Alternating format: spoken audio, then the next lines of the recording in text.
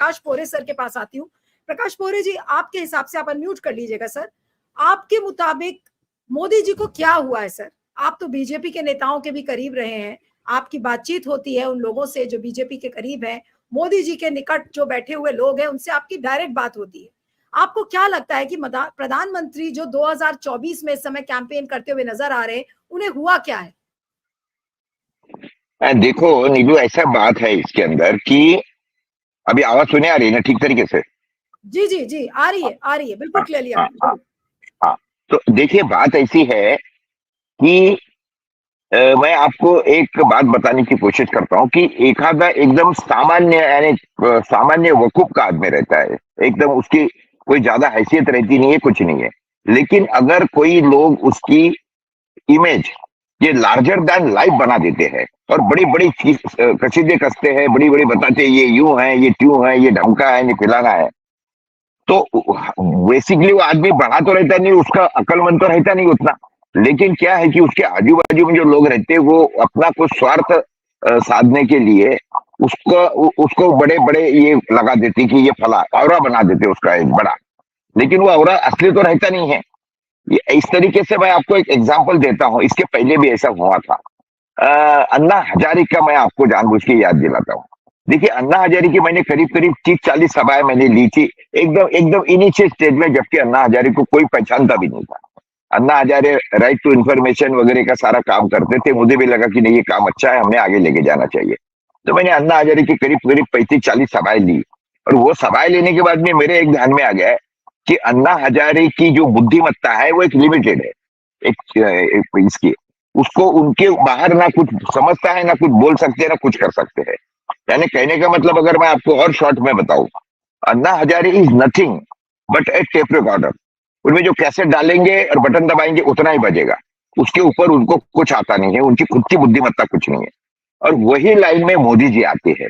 देखिए, ऐसा है कि इन लोगों को क्या करना था, 2012-13 के अंदर एक नैरेटिव बनाया गया कि कांग्रेस बड़ी नालायक पार्टी है, बड़ी करप्ट पार्टी है। उसी तरीके से वो दिल्ली के अंदर वो निर्भया हत्याकांड को एक लड़की का क्या इतना बड़ा बना दिया उसको सारा।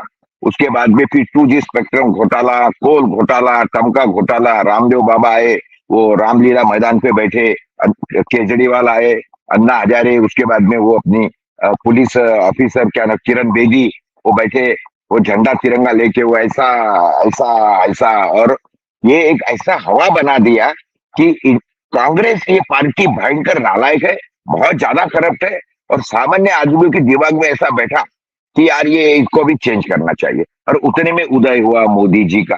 मोदी जी बोले कि मैंने गुजरात में ऐसा कर दिया, मैंने वैसा कर दिया है, और उसके बाद में मैं उनको अपने 60 साल दे दिए, मुझे 60 महीने दे दो, मैं भारत का तस्वीर बदल दूंगा, वापिस से भारत को सोने की चिड़िया बना दूंगा। तो बातें ऐसी है कि मेरे जैसा भी आदमी, जो तो पत्रकार हो लेकिन निष्पक्ष हो, मुझे भी ऐसा लगा कि सही बात है भाई, उन्होंने 60 साल कांग्रेस वालों ने दिए है मोटा मोटा हिसाब से, ये बोल रहा है 60 साल दे दो, और वो बोले कि मैंने गुजरात में ऐसा विकास किया, टमका विकास किया। ये किसने जाके देखा था गुजरात का विकास? तो क्या हुआ कि एक परफेक्शन बन गया कि भाई चलो ठीक है, एक बार इनको मौका देते हैं। और वो मौका देने के पीछे का रीजन ये भी था कि देखो, ना बीवी ना बच्चा, हमको लगता था कि भाई ये आदमी पैसा खा के क्या करके क्या करेगा, ना बीवी ना बच्चा, काम करेगा अच्छा, लेकिन किसको मालूम था कि ये निकलेगा इतना कच्चा। तो सारे लोगों ने, भारत के लोगों ने इनको वोट दिया, मैंने वोट दिया, मैंने वोट दिया, मैंने उस समय मोदी जी का कैंपेनिंग किया। ये बोलने में मुझे कई शर्म नहीं आती है, क्योंकि ये हकीकत मैं बता रहा हूं आपको। तो ऐसा हुआ। उसके बाद में क्या हुआ कि ये फिर देखो, एक्चुअली एक बात पहले समझना चाहिए, Modi ji is not a prime minister.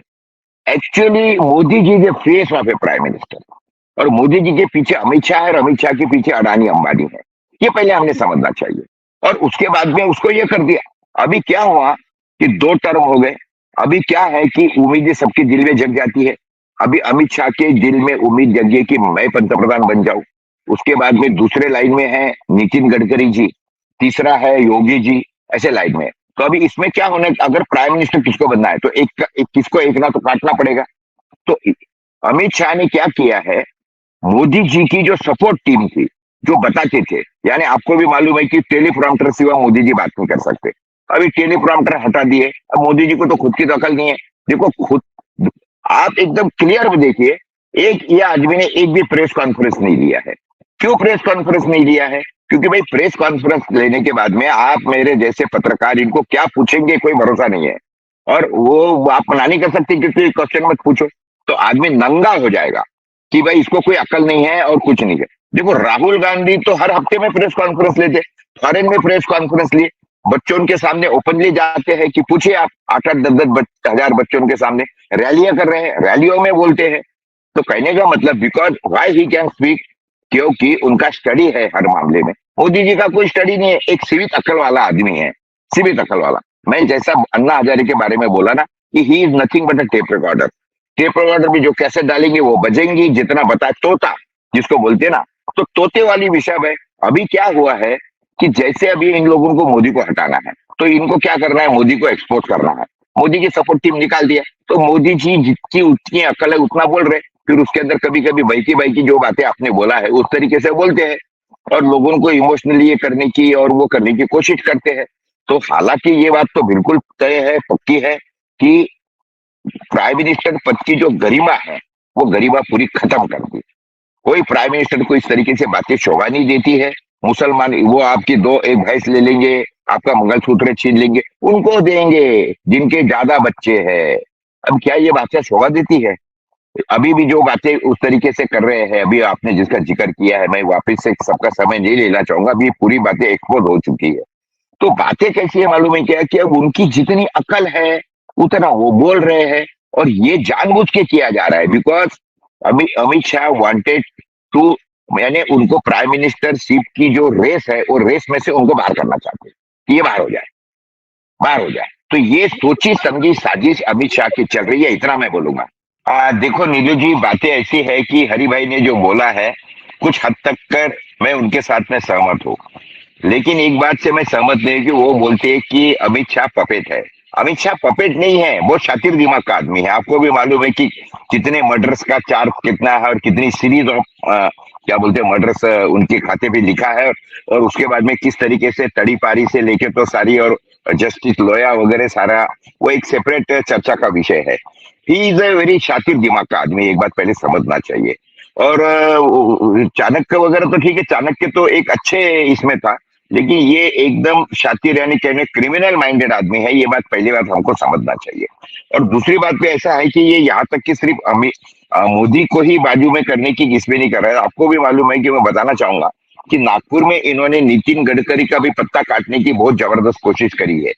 जो कांग्रेस का आदमी प्रत्याशी खड़ा था उसको बहुत अच्छी तरह से पैसा पहुंचाया गया, उसको प्रचार प्रचार करवाया गया।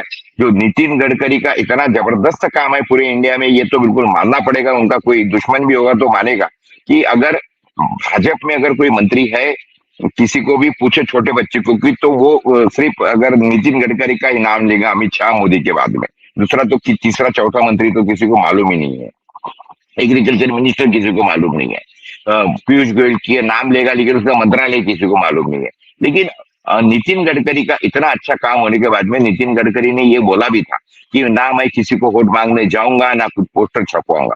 लेकिन नितिन गडकरी को जब ऐसी सारी धाज में आ गई तो नागपुर के हर गली गली में जाके नितिन गडकरी को घूमना पड़ा। हालांकि वो एक यानी बहुत अच्छा नेता है, सबके साथ में बहुत अच्छे संबंध रखता है। सत्ता उसके दिमाग में गई नहीं है।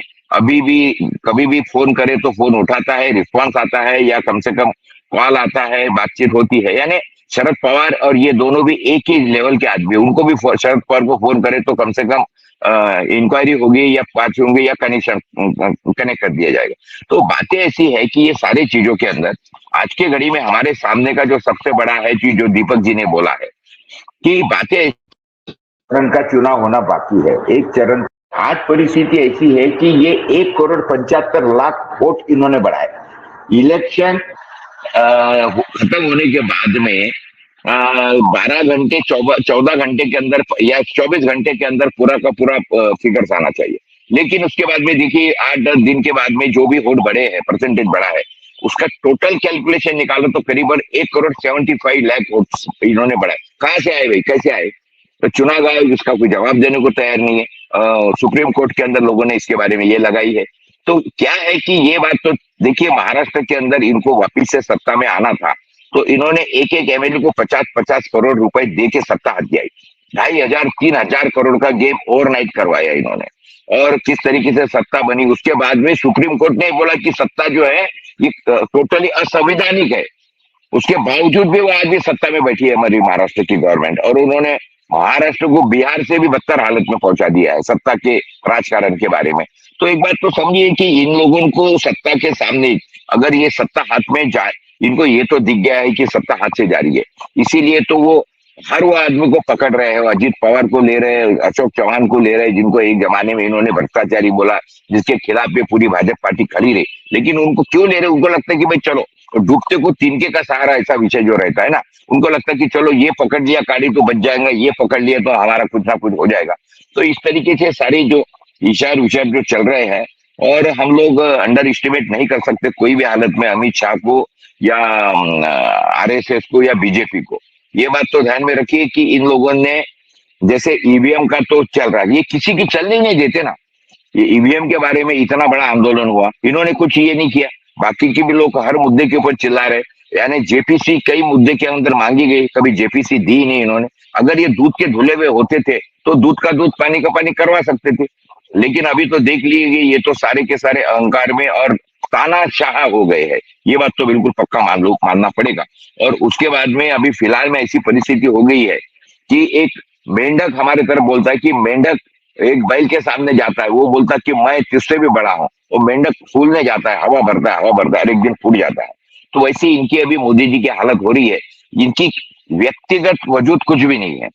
जैसे मैं मेरे बोलने के ऊपर बिल्कुल पक्का हूँ, ठाम हूँ कि मोदी जी का कोई दिमाग नहीं है, वो एक सामान्य बुद्धिमत्ता के आदमी है।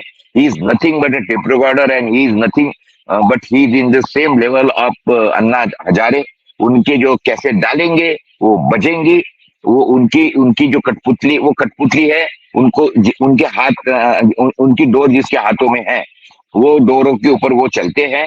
और अभी फिलहाल के अंदर ये बात बिल्कुल तय हो गई है कि ये जो दोनों उद्योगपति अडानी अंबानी, इनके हाथों में ही ये अमित शाह की और मोदी जी की डोर है। ये इसी तरीके से चल रहा है।